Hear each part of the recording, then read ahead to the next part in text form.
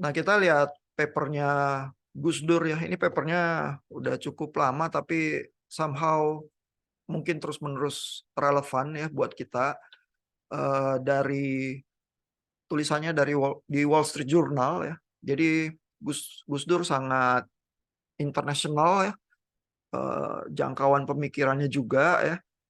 Ini tulisannya dari tahun 2005 ya. Judulnya Right Islam versus Wrong Islam.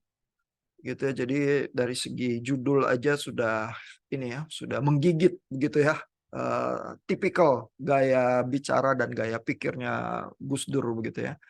Nah, di bagian ini eh, Gus Dur tuh menyebut ya ada kelompok yang dia kritisi, dan dia pakai kata-kata yang cukup keras ya, ekstrim, perverse ideology begitu ya, in the minds of fanatics begitu ya, kata-kata yang keras mengkritisi ya. Lalu dia sebut juga itu ininya, nama kelompoknya ya, yaitu kelompok Wahabi atau Salafi.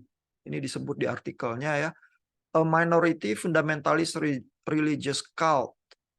Terus ada embel-embelnya, fueled by petrodollars ya. Jadi ini tampaknya yang dimaksudkan adalah negara-negara Timur Tengah yang penghasil minyak bumi besar itu termasuk yang mendanai ya kelompok-kelompok Wahabi dan Salafi ini ya. Begitu menurut Gus Dur begitu ya. Nah, tapi permasalahannya apa? Kelompok yang dikritisi itu gitu. Jadi permasalahannya itu tadi tertangkap ya lewat kata-kata yang dikenakan itu ya, fanatik, fundamentalis ya. Eh, Padahal, nah ini Gus Dur mengutip dari Quran ya, padahal eh, ada dari surah Al-Kafirun itu ya, agamamu untukmu dan agamaku untukku. Itu ya, ini sebagai yang nuansanya lebih toleransi ya. Jadi memang ayat Al-Kafirun itu di dalam banyak percakapan di Indonesia dimaknai sebagai sesuatu yang lebih toleran ya, karena bisa ada agamamu untukmu dan agamaku untukku gitu ya.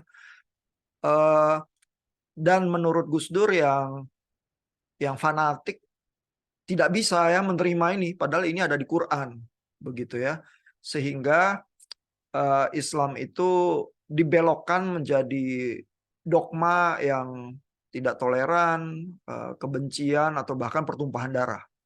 Begitu ya. Dan slogannya adalah yang diunggulkan, Islam is above everything else ya. Jadi Islam di atas segalanya begitu ya. Nah, jadi cara terbaik menurut Gus Dur ya untuk menangkal ekstremisme adalah eh, dengan menjelaskan ya apa Islam yang sesungguhnya ya, baik kepada yang Muslim maupun kepada yang non Muslim begitu ya. Nah, terus jadi permasalahannya sebenarnya apa ya di kelompok-kelompok yang dikritisi itu ya. Ini ada sedikit eh, uraiannya ya. Ini ya, fundamentalist strategy is often simple as well as brilliant. Ya, jadi eh, strateginya yang fundamentalis itu eh, seringnya sederhana tapi juga brilian ya. Sederhana itu kadang memang brilian karena kesederhanaan itu jadi gampang ditangkap ya, gampang viral begitu ya. Eh, tapi justru kesederhanaan itu juga mungkin eh, banyak simplifikasi ya, karena kalau disimplifikasi pokoknya dunia itu hitam putih, kelompok kita adalah musuh kelompok mereka begitu ya. Nah, ya, yang gaya bahasa yang seperti itu memang cepat viral ya, tapi juga karena terlalu oversimplifikasi tidak menggambarkan kebenaran yang sesungguhnya begitu ya. Jadi eh, ini menurut kata-kata Gus Dur ya, ekstremis itu seringnya memang mengenakan jubah agama gitu ya, jubah Islam dalam hal ini ya, lalu mendeklar bahwa musuhnya itu kafir atau infidels ya. Ini kata bahasa Inggrisnya dari kafir ya. Sehingga eh, mempermudah ya untuk mengganyang gitu ya, ini kata yang dipakai ini ya, slaughtering non-fundamentalist Muslims ya, sehingga ada semangat permusuhan ya, bahkan kepada Muslim sendiri, tapi yang menolak gaya berpikir yang fundamentalis gitu. Jadi ini apa, nggak begitu menguntungkan ya, karena sebenarnya sesama satu agama tapi memusuhi karena yang satunya itu dianggap kafir ya, atau sesat, atau dari setan dan sebagainya begitu ya. Nah, lalu bagaimana cara beragamanya? Cara beragamanya itu simplistik itu tadi ya, terus literal tafsirnya ya, highly selective reading of the Quran, juga hadits ya. Jadi bukan cuman simplistik dan harfiah, tetapi juga selektif ya, karena kan kita lihat membaca Quran itu kan butuh kemampuan tafsir dan sensitivitas ya, ayat-ayat Quran terhadap agama lain aja sangat kompleks ya, tidak sederhana. Ada yang mengkonfirmasi, tapi juga ada yang lebih kritis begitu ya, sehingga kalau kita pilih-pilih begitu ya, maka ya kita bisa ya menghasilkan semacam cita rasa tertentu yang lebih bermusuhan ya, karena kita sengaja pilih ayat-ayat itu saja dan menutup mata terhadap ayat-ayat yang lain begitu ya. Nah, ini kritiknya Gus Dur ya terhadap kelompok yang lebih fundamentalis, lebih fanatik, lebih garis keras begitu ya. Gaya pembacaan yang seperti ini dan gaya hidup yang seperti itu yang dikritisi oleh Gus Dur. Nah, tapi kok bisa ya? Jadi bagaimana ya kelompok Wahabi dan Salafi itu ya, yang disebut di sini oleh Gus Dur ya, jadi bisa memikat ya? Ini juga mungkin menarik untuk dipahami begitu ya. Kenapa tendensi yang semacam itu jadi memikat ya? Dan saya rasa tendensi semacam itu bukan monopoli agama tertentu ya, di tradisi agama yang lain juga ada begitu ya. Di kelompok Kristiani juga ada ya, tendensi-tendensi yang semacam itu ya, membaca Alkitab yang lebih literal, memusuhi kelompok yang lain, bahkan kelompok Kristen sendiri juga dimusuhi ya, dan dianggap sesat dan lain sebagainya begitu ya. Dan sikap beragama yang semacam itu tuh bisa menarik begitu ya. Nah, ini Bu Seruni udah kembali ya. Jadi sejauh ini kita membicarakan kritik Gus Dur ya ke arah kelompok Wahabi dan Salafi yang dia sebut, yang dianggap lebih fundamentalistik, lebih radikal, lebih ekstremis, itu kata yang dipakai Gus Dur, lebih fundamentalis, gaya baca Alkitabnya lebih literal, lebih harfiah, dan lebih memusuhi kelompok yang lain, bahkan kelompok Muslim sendiri, gitu ya. Nah, tapi kenapa sikap yang semacam itu bisa memikat, begitu ya? Nah, ini ada sahabat saya yang Islam menunjukkan ya, ada website ini, mungkin bisa memberikan gambaran ya. Jadi ini dari Suara Muhammadiyah ya, dan ada tulisan ini tahun 2021, belum begitu lama ya. Tulisan yang berusaha membuat penjelasan tentang perbedaan antara Muhammadiyah dan Salafi Wahabi. Ya, jadi Salafi Wahabi ada juga ya yang menggemari di komunitas Islam, tapi di Suara Muhammadiyah ini terus dirasa perlu untuk menjelaskan ya, ada loh perbedaannya dan perbedaannya seperti apa gitu ya. Karena mungkin karena diterima baik di kalangan yang konservatif, berarti kadang dianggap sama begitu saja ya dengan kelompok yang konservatif, dalam hal ini Muhammadiyah, sehingga terus dengan sangat hati-hati berusaha diberikan penjelasannya. Terus kita bisa berusaha baca ya, penjelasannya seperti apa. Nah, di sini tertulis ya, gerakan pembaruan Muhammadiyah memadukan gagasan besar Al-Afghani, Muhammad Abduh, Rashid Rida hingga Ibn Wahab yang diramu oleh Kiai Haji Ahmad Dahlan. ya. Jadi ini nama-nama ini Al-Afghani, Muhammad Abduh, Rashid Ridha ini kelompok-kelompok modernis sebenarnya. Ya, dan Muhammadiyah memang eh, punya dorongan atau motivasi yang ke arah yang lebih modern ya, memakai ilmu pengetahuan, bergulat dengan ilmu. Makanya banyak universitas Muhammadiyah itu bagus-bagus begitu ya. Nah, jadi ini kelompok modernis yang disebut ya. Muhammadiyah melakukan purifikasi aspek akidah dan ibadah dalam muamalah, melakukan modernisasi atau dinamisasi. Wahabi penekanannya pada purifikasi.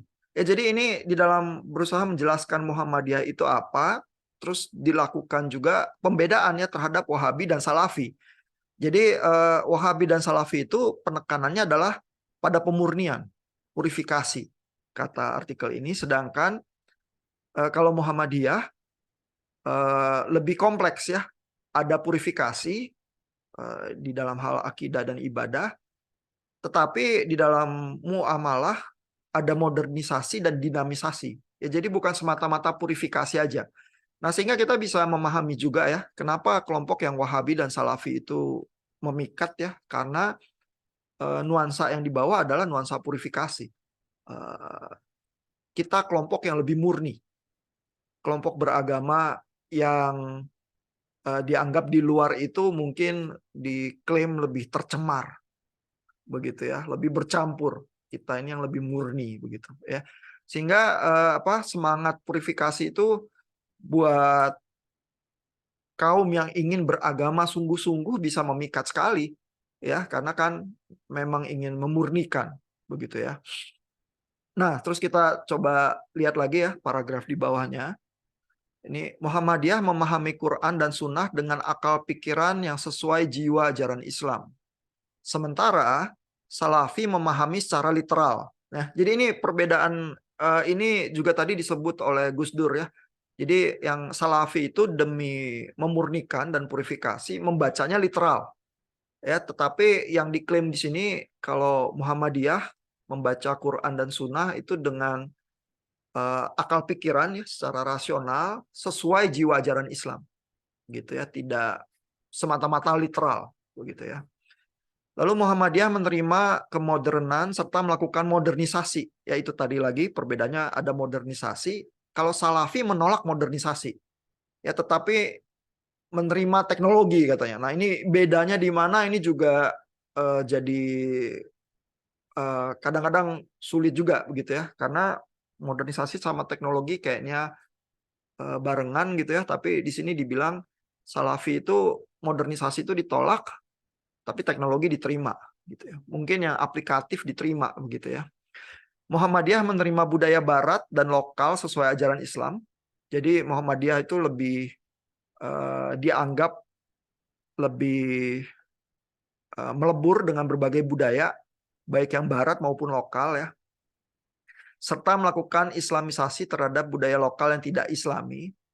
Nah, Salafi menolak budaya barat dan lokal. Ya, jadi Salafi itu pada penjelasan ini ya, penekanannya kepada purifikasi, pembacaan Al-Qur'an yang literal, lalu sisi yang lain menolak budaya barat gitu ya, yang barat dianggap mencemarkan ya. Bahkan budaya lokal juga begitu. Ya, jadi biasanya kalau yang anti dengan budaya cenderungnya menganggap budaya itu jadi sinkretisme. Begitu ya. Sehingga yang menjadi acuan budaya yang dianggap sesuai untuk pemurnian itu adalah budaya Arab ya, yang tergambar dalam hadis. Begitu ya. Nah, itu kurang lebih 2 paragraf itu ya yang berusaha menggambarkan perbedaan antara yang Wahabi Salafi, dan dalam hal ini karena tulisannya dikeluarkan oleh Muhammadiyah ini dengan Muhammadiyah begitu ya. Nah,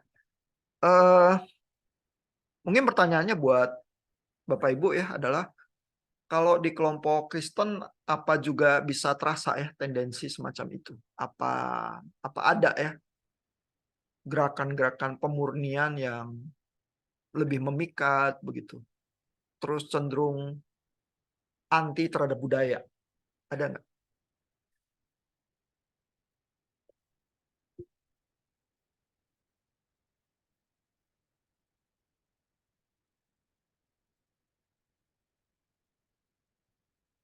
Apa pernah terasa di komunitas, Bu Seruni? Kalau di saya sih kayaknya enggak, tidak ada sih ya. Cuman mungkin pernah dengar ada sekelompok Kristen, cuman belum pernah yang cuman dengar doang gitu. Yang kayak maksudnya eh, melakukan puasa segala macam, nggak makan ini, nggak makan itu, bahkan sampai nggak mau make up begitu. Karena eh, apa ya? Kalau yang seperti itu kayak terlalu duniawi begitu, jadi ditinggalkan dan semua nggak mau make up, nggak mau segala macam seperti itu. Mungkin itu sih yang saya pernah dengar, tapi kalau misalkan yang betul-betul apa ya, memisahkan diri mungkin tidak ya. Bahkan kalau di tempat saya kan malah melebur gitu budaya dan agama itu sendiri ke Kristenan gitu. Oh, Jadi karena kalau ya, di tempat saya sulit sih untuk lihat karena memang melebur menjadi satu. iya, karena gerejanya juga gereja ini ya, gereja tradisi ya, yang Iya, melebur dengan budaya gereja, ya. iya. Sulit Mhm. untuk lihat sih. Oh, itu tapi tadi fenomenanya yang disebut ada kelompok yang lebih strict soal makanan gitu ya, Hmm, karena iya. dianggap itu memurnikan gitu ya. Eh, Kalau yang kelompok yang vegetarian itu ini sih, kelompok Advent. Itu ada memang ya. Jadi kalau ke rumah sakit yang kelompok Advent nanti disuguhinya makanan-makanan yang vegetarian ya, dengan apa, argumen bahwa itu lebih sehat dan lain sebagainya gitu. Menjauhi make up. Nah, ini mungkin yang lebih sensitif memang yang wanita ya. Karena dianggap semacam make up itu ekses modernitas begitu kali ya, yang perlu ditolak eh, karena tidak baik begitu ya. Hmm. Kalau Pak Erlan ada Pak pengalaman kelompok-kelompok yang lebih apa, menolak modernitas atau lebih literal membaca kitab suci? Kalau interaksi secara langsung mungkin nggak ada. Kalau interaksi langsung mungkin lebih ke ngelihat fenomena ini sih Pak, yang soal alat musik gitu, yang mungkin gereja tradisional ya lebih cenderung seneng yang nuansa abad 16 mungkin, sementara ya gereja karismatik yang gereja saya juga gitu mungkin cenderung ke musik yang kontemporer. Mungkin saya ngelihat ketegangan itu sih Pak. Kalau misalkan yang benar-benar terasing, saya ingat yang kelompok emis itu Pak, yang benar-benar isolasi dari dunia luar. Oh ya, kelompok Amis itu memang khusus ya. Cuman cuman ada satu juga di dunia kali ya kelompok yang semacam itu, yang menolak modernitas sama sekali gitu ya. Mungkin kalau di kita padanannya itu orang Badui ya, yang kemana-mana jalan kaki begitu ya, berusaha hidup di apa, zaman yang berbeda ya, nggak mau tercemar dengan modernitas begitu ya. Eh, iya, iya, kelompok Kristen nggak ada yang sampai sebegitu sih. Tapi yang terasa itu ya, soal ibadah itu ya, soal musik ya, pemilihan jenis musik ada yang lebih suka yang kuno karena dianggap itu lebih lebih murni ya, mungkin eh, kadang argumennya seperti itu ya, yang lebih baru, lebih kontemporer dianggap lebih tercemar ya, atau kalau yang lebih soft merasa bahwa nggak ngerti lah musik kontemporer itu gitu ya, maunya yang lama aja gitu ya. Ya, nah, apakah ya, pertanyaannya berarti kalau kayak gitu ya, apakah ini semacam sebenarnya cara merespons ya terhadap modernitas dan terhadap perkembangan zaman hanya eh, ada di kubu yang berbeda. Ya, jadi yang satu itu terhadap modernitas ada perkembangan, yang satu itu melebur, memilih untuk beradaptasi, yang satu itu memilih untuk menolak, begitu ya, dan menganggap itu yang lebih murni. Tapi sebenarnya driving force-nya sama. Ini ada modernitas, ada perkembangan zaman yang muncul, terus eh, kedua kelompok ini bereaksi tapi reaksinya yang dipilih itu berbeda karena didorong oleh motivasi pemurnian gitu. Itu apakah seperti itu ya gambarannya?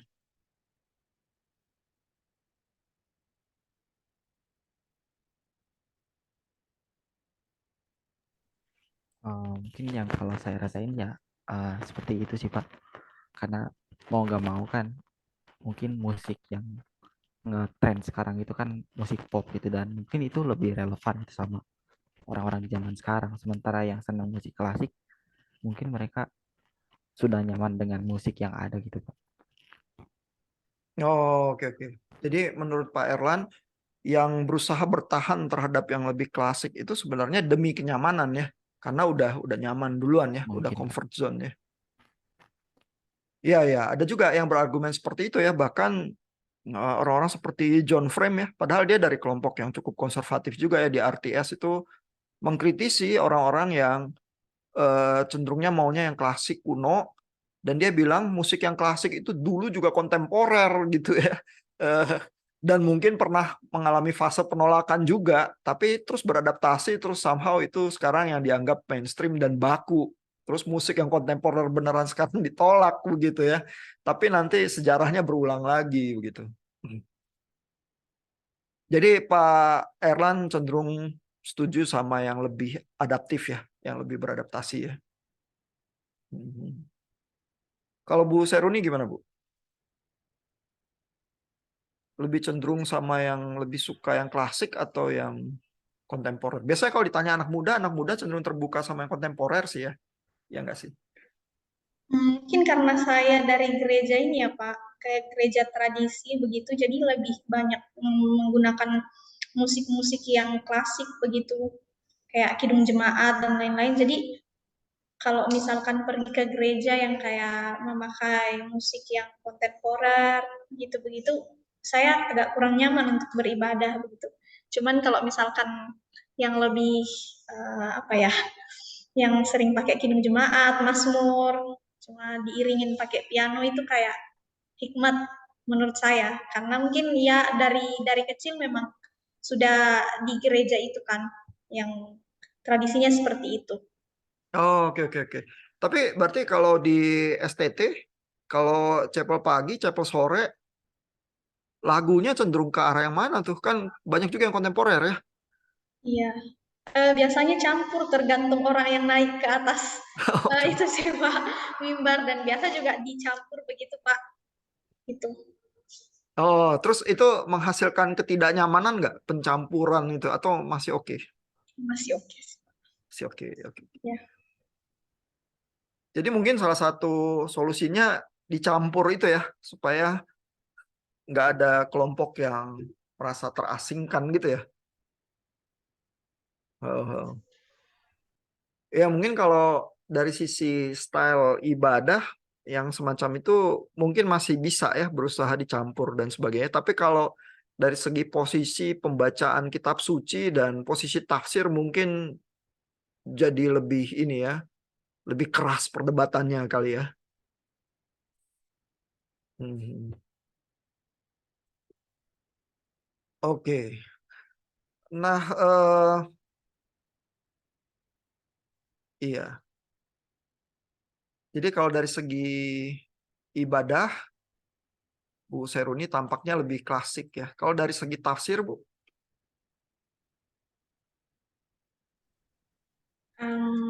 Mungkin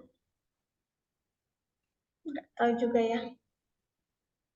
Eh, Mungkin nggak klasik klasik banget sih Pak. Nggak Karena klasik. di sini juga, maksudnya dosennya juga apa di sini ya, beda-beda kan cara menafsirkannya begitu. Jadi ya terpengaruh dosen sini, dosen sana, dosen sini. Jadi sekarang sebenarnya masih aduh yang mana gitu. Jadi masih cari-cari kemana sih arahnya begitu. Oh, oke oke oke. Iya ya. Saya rasa itu efek yang baik ya dari pendidikan teologi, karena kalau masuk ke seminari terus oh ini udah tahu semua sama-sama aja gitu ya. Ya berarti nggak ada yang dipelajari dong ya. Justru kalau kita terus harus bergumul, terus mungkin menyusun ulang ya, menata ulang bagaimana gaya tafsir dan gaya berpikir, ya mungkin disitulah pembelajaran itu terjadi ya. Berarti masih terjadi pembelajaran. Nah, kalau kita coba lihat lagi ya, tadi tulisannya Gus Dur itu ya.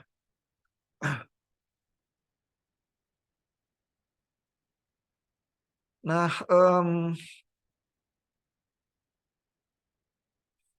iya, jadi kalau Gus Dur memang artikelnya singkat, tapi apa, cenderung mengkritisi keras ya kelompok Salafi sama Wahabi itu. Kalau kita lihat artikelnya Bek Taufik ya, yang saya sediakan juga, itu yang soal, terutama dia membaca soal Cak Nur ya, dan bagaimana Cak Nur membaca Quran ya, dan berpikir sebagai Muslim Scholars di Indonesia. Dan Bek Taufik itu kalau Bapak Ibu baca papernya dengan lebih mendetil, berusaha membandingkan Cak Nur dengan profesornya di Chicago, Fazlur Rahman, gitu ya. Dan di beberapa bagian Bek Taufik itu mungkin berusaha menampilkan Cak Nur itu selangkah lebih maju lagi itu dari Fazlur Rahman, gitu ya. Fazlur Rahman memang mendorong tafsir yang kontekstual, tapi Cak Nur kan di dalam suara-suara awal pergerakannya di Indonesia bahkan pakai bahasa sekularisasi dan seterusnya ya. Sedangkan Rahman mungkin gak sejauh itu, begitu ya. Jadi Cak Nur itu satu langkah lebih berani lagi bahkan daripada Rahman, dan Bek Taufik ini mempertanyakan ya apakah Rahman bisa setuju ya terhadap gerakan-gerakan pikirannya Cak Nur itu, gitu ya. Nah, lalu di bagian ini halaman 10 ya, Bek Taufik itu mengomentari soal pergerakan kelompok modernis itu ya. Tadi kita lihat di dalam tulisannya dari Muhammadiyah tadi menyebut nama-nama ini ya, Khan, Al-Afghani, Muhammad Abduh, begitu ya. Ini kelompok modernis, dan kelompok modernis ini berusaha melakukan ijtihad ya, tapi ijtihadnya menurut Bek Taufik ini cenderung murni rasional ya, berusaha memakai tafsir rasional ya, terutama untuk melawan pikiran tradisional yang taklid. Taklid itu adalah ketaatan buta, begitu ya, di dalam hal ini ya, blind imitation of traditional authorities gitu. Nah, jadi mungkin kelompok-kelompok yang Al-Afghani, Muhammad Abduh ini sangat dekat dengan budaya Barat ya. Padahal sebenarnya di negara-negara tersebut ya, kelompok Barat itu kan kelompok kolonial ya. Jadi munculnya sebagai penjajah juga ya, misalnya di India, di Pakistan, begitu ya. Nah, dan pemikir-pemikir ini merasa bahwa memang terhadap modernitas yang datang dari dunia Barat itu, satu-satunya kesempatan Islam itu bisa jadi relevan lagi, begitu ya, diterpa angin modernitas adalah dengan memeluk gaya pikir Barat, begitu ya. Sehingga kelompok yang modernis ini cenderungnya memang digolongkan ke yang dianggap kebarat-baratan, gitu ya. Nah, lalu Bek Taufik memberikan komentar di pandangannya Fazlur Rahman, itu profesornya Cak Nur ya. Ini yang kelompok-kelompok yang modernis ini terlalu sibuk ya untuk merekonsiliasi antara Quran dengan modern rationality. Dan mungkin di dalam pandangannya Rahman, modern rationality itu yang menang, begitu ya, sebagai power yang dianggap bisa mereformasi begitu pembacaan Quran, begitu ya. Dan ini mengakibatkan satu gelombang pukulan balik, begitu ya, dari kubu yang nggak setuju terhadap yang kebarat-baratan itu, begitu ya. Sehingga muncul kubu yang mengkritisi modernis ini sebagai terlalu berpihak kepada nilai-nilai Barat, bukan berusaha memaintain tradisi Islam. Nah, yang memukul balik itu ya, itu jadi kelompok-kelompok yang lebih fundamentalis itu jadinya, yang lebih radikalis di dalam bahasannya Gus Dur itu tadi. Ya. Nah, jadi makanya kelompok-kelompok yang yang cenderung Wahabi Salafi itu cenderung anti terhadap Barat, gitu ya. Nah, kalau kita dengar suara-suara di Indonesia, cenderungnya juga ada ya bagian dari eh, pandangan perasaan publik begitu ya, yang cenderung anti Barat ya. Dan cenderung Baratnya itu mungkin identik dengan Amerika begitu ya. Makanya saya nggak tahu Bapak Ibu mengikuti atau tidak ya waktu perang antara Rusia dengan Ukraine, ada suara-suara analisis-analisis politik itu yang bilang yang bersalah itu Amerika, NATO yang salah ya. Jadi walaupun yang melakukan agresi itu Rusia ya terhadap Ukraine, tapi dalam teori yang semacam itu dianggap adalah ini melakukan agresi itu karena di diprovokasi oleh NATO, diprovokasi oleh Amerika, oleh Eropa. Kalau nggak diprovokasi, Rusia nggak akan terpaksa menyerang Ukraine, gitu ya, di dalam teorinya itu. Tetapi itu sebenarnya banyak sekali mengambil sentimen ya terhadap bahwa pasti yang salah Amerika dan pasti pikiran Barat itu buruk, begitu ya. Nah, itu sentimen semacam itu bisa larut juga dalam perasaan keagamaan tertentu. Nah, tapi jadi kita bisa memahami ya analisisnya Back Taufik itu ya, bahwa sebenarnya baik yang pro ya, yang lebih modernis seperti Muhammad Abduh tadi Al-Afghani dan sebagainya ya, itu berusaha juga membuat Islam lebih relevan lagi di dalam modernitas, tapi approach yang dipakai adalah dengan mendekatkan diri kepada pikiran-pikiran yang lebih western, lebih rasional, mungkin lebih filsafat begitu ya. Sedangkan kalau yang menolak terus akhirnya kepada purifikasi ya, pemurnian Islam begitu ya, itu jadi anti Barat, anti modernisasi ya. Di dalam bahasa Muhammadiyah tadi modernisasi ditolak tapi teknologi diterima yang secara praktis menolong kehidupan diterima, tapi modernisasinya tidak begitu ya. Lalu memurnikan tradisi agamanya dilakukannya dengan pembacaan yang lebih literal terhadap kitab suci. Begitu. Ya, jadi dinamika pemikiran itu kubu-kubu itu seperti itu. Tapi dua-duanya sebenarnya berusaha supaya Islam itu bangkit lagi. Ya, yang satu dengan semangat pemurnian, yang satu dengan semangat relevansi. Gitu ya. Nah, gimana pendapat Bapak Ibu? Respons mana ya yang sebenarnya kalau kita mau bandingkan lebih baik atau plus minusnya ya. Karena semua agama menghadapi kok gelombang modernitas. Termasuk kekristenan sih. Ya, kekristenan kan juga punya sejarah ribuan tahun begitu ya, dan keluar juga dari abad medieval ya. Terus bertabrakan juga dengan modernitas dan sekarang udah zaman postmodernitas juga begitu ya.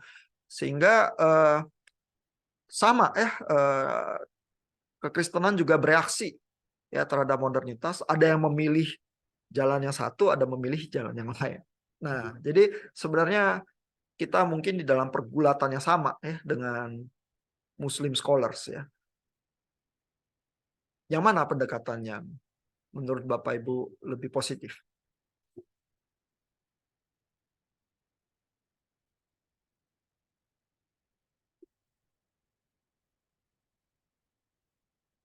Atau kalau pertanyaan lebih sederhana, Bapak Ibu setuju sama Gus Dur nggak?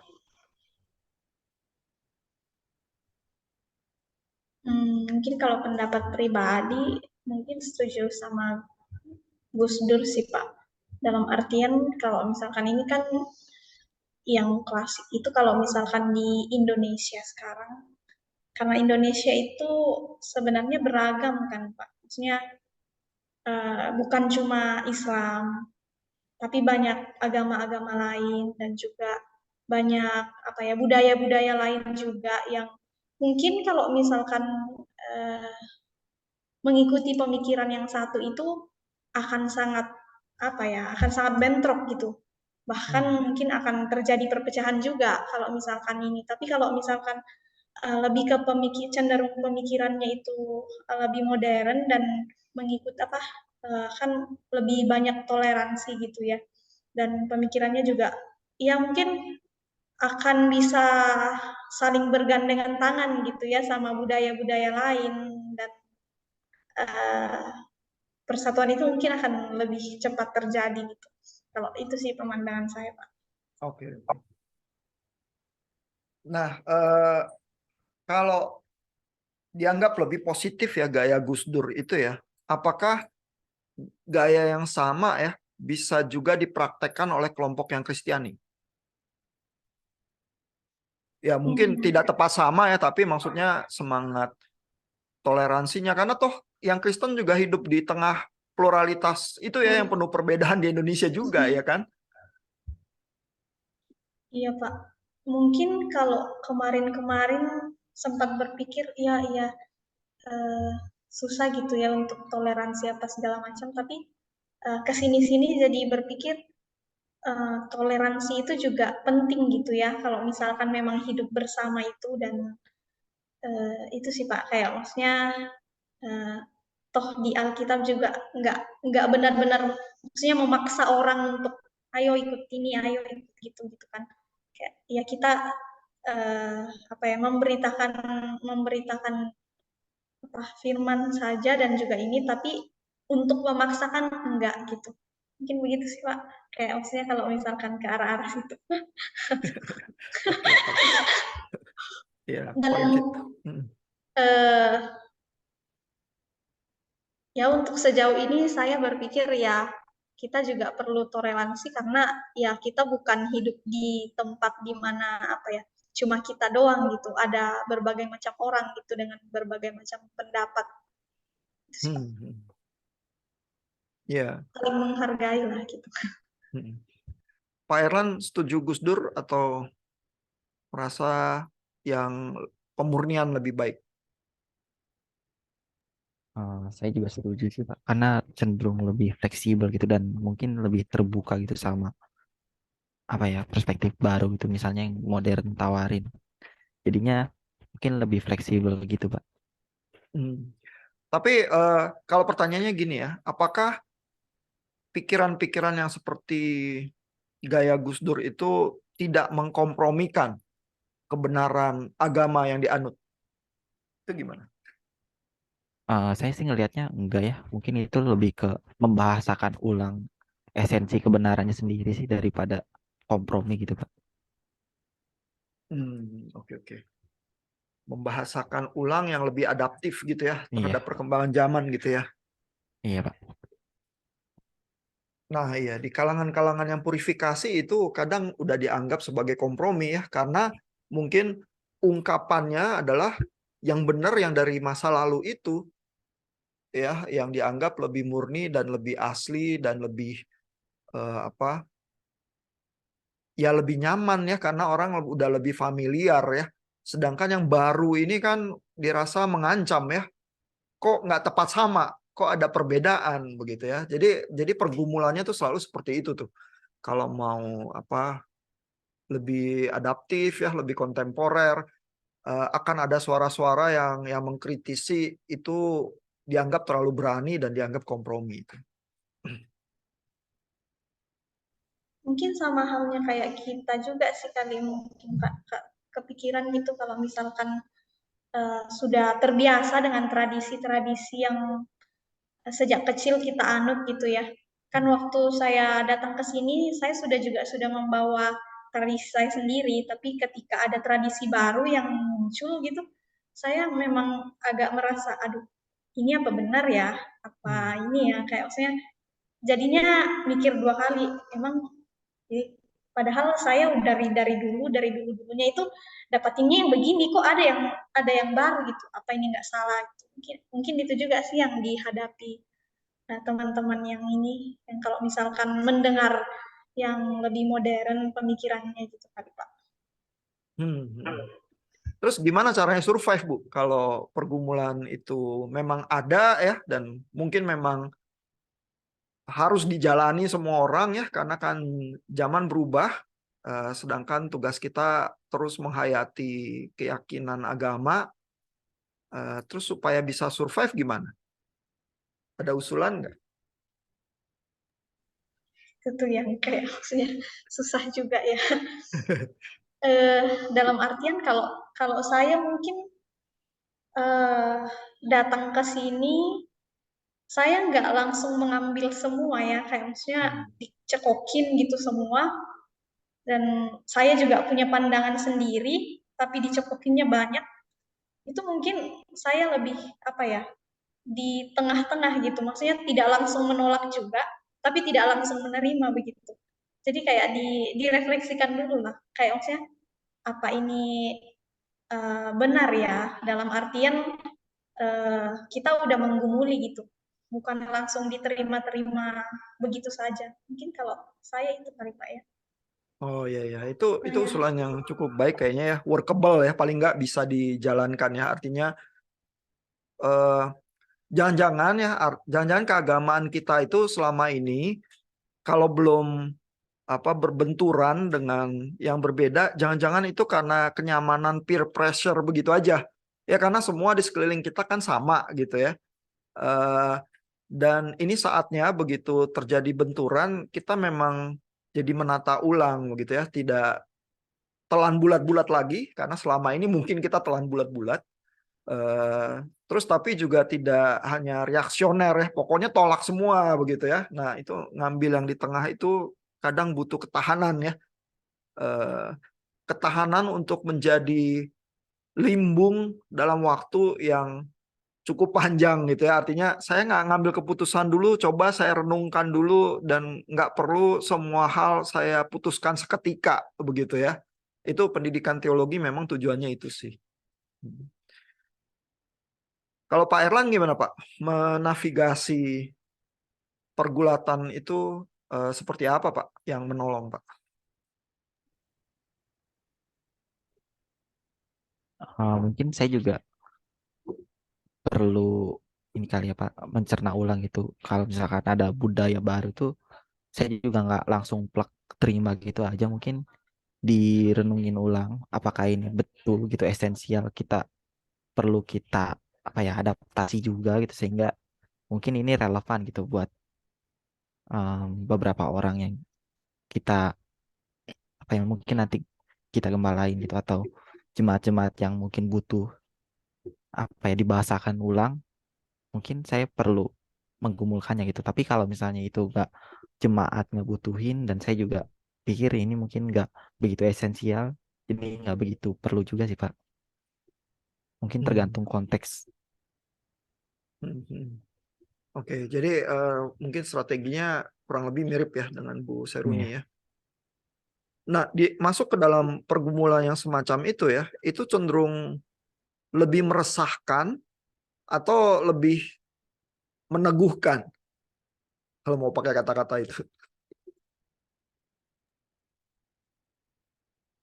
Mungkin kalau saya lebih meneguhkan sih Pak, Oh, itu maksudnya gimana Pak? Lebih meneguhkan itu terasa.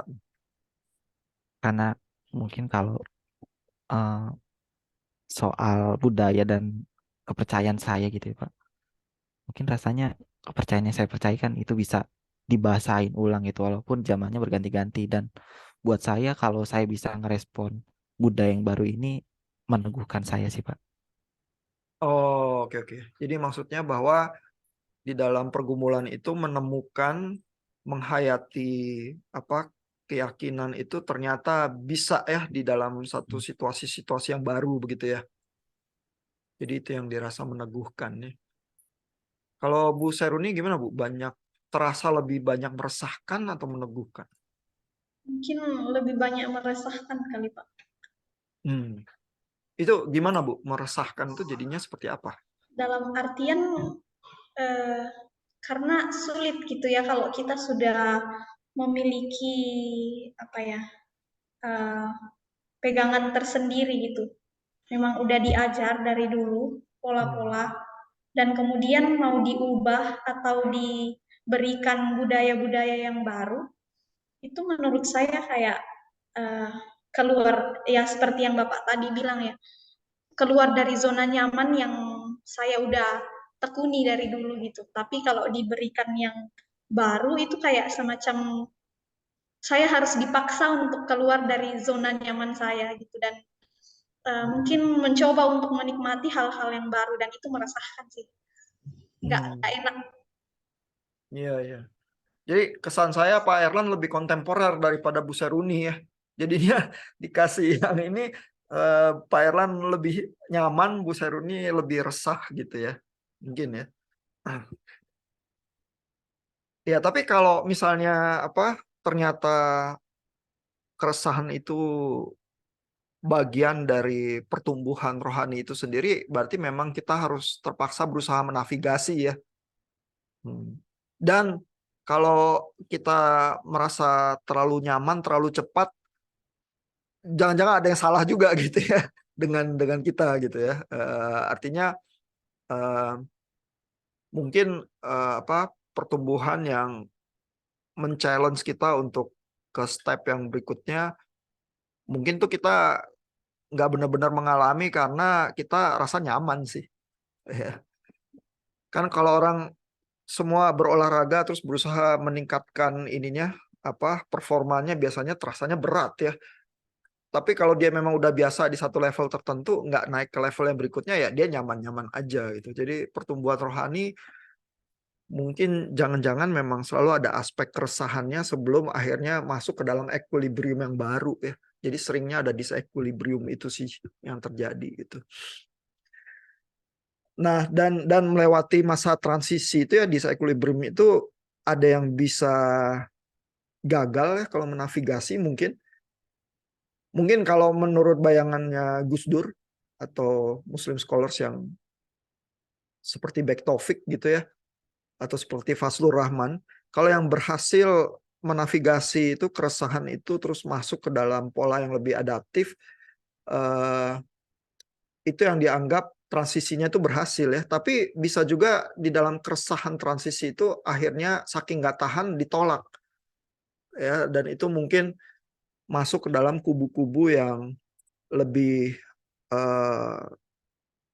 lebih tertutup, lebih ekstremis ya menurut kata yang dipakai Gus Dur begitu ya, karena simply nggak tahan sih sama perubahan itu gitu ya. Jadi rupanya kalau dipaksa transisi, ada yang berhasil, ada yang mungkin mengeras ya, lebih ke pojoknya yang lebih dianggap aman di situ gitu. Iya, jadi sebenarnya satu situasi pembelajaran ya, atau situasi perubahan zaman menghadirkan kesempatan ya untuk bisa transisi terus naik kelas, tapi bisa juga tinggal keras dan mengeras. Nah, di situ tuh yang butuh kadang-kadang juga mungkin prosesnya non linear ya. Kita nggak tahu juga sih kenapa yang satu berhasil terus yang satu jadi kayak gitu ya. Kalau Bapak Ibu baca salah satu itu ya referensi yang beberapa minggu lalu ada, itu yang soal sejarah Islam di Indonesia, dari pesantren yang sama itu muncul tokoh seperti Cak Nur, tapi dari satu pesantren yang sama juga bisa muncul tokoh yang radikalis terus terlibat dengan bombing di Indonesia gitu. Ya, jadi pendidikan pesantren yang sama ya memberikan landasan-landasan akar kepada pemahaman Islami yang tradisional. Yang satu bisa muncul jadi Muslim scholars yang seperti Cak Nur, yang satu jadi ini ya, jadi ekstremis begitu. Jadi kadang-kadang agak misteri ya perjalanan keagamaan itu, kenapa yang satu jadi begini terus yang satu jadi begitu ya. Sama seperti kisah anak yang hilang di kitab Lukas, anak sulungnya sama anak bungsunya ada di keluarga yang sama, berhadapan dengan bapak yang sama, jadinya berbeda gitu ya. Itu satu misteri tersendiri juga ya yang dihadirkan Lukas lewat parabelnya itu begitu ya. Dan yang lebih misterius lagi bapaknya ya, justru sayang sama anak yang bungsu itu, yang bandel itu ya, yang durhaka itu begitu ya. Jadi bapaknya lebih misterius lagi daripada kehidupan itu sendiri gitu ya. Nah, mudah-mudahan itu ya yang salah satu kesan yang Bapak Ibu bawa ya dari kelas-kelas dan diskusi kita, sehingga menghadapi misteri-misteri pekerjaan Tuhan di dalam perjalanan iman itu Bapak Ibu bisa terbuka ya terhadap pekerjaan Tuhan dan berusaha mendengarkan ya pimpinan Tuhan mengarah kemana gitu ya. Terlepas dari latar belakang sejarah kehidupan kita yang sebelumnya ya, karena kadang-kadang ditabrakkan dengan yang baru kita bisa jadi resah sih ya. Terus memang harus berani melangkah itu ya, ikut pimpinan Tuhan itu ya. Thank you Bapak Ibu untuk kerja kerasnya semester ini di kelas kita. Semoga berhasil juga di kelas-kelas yang lain ya, di dalam ujian dan paper-papernya.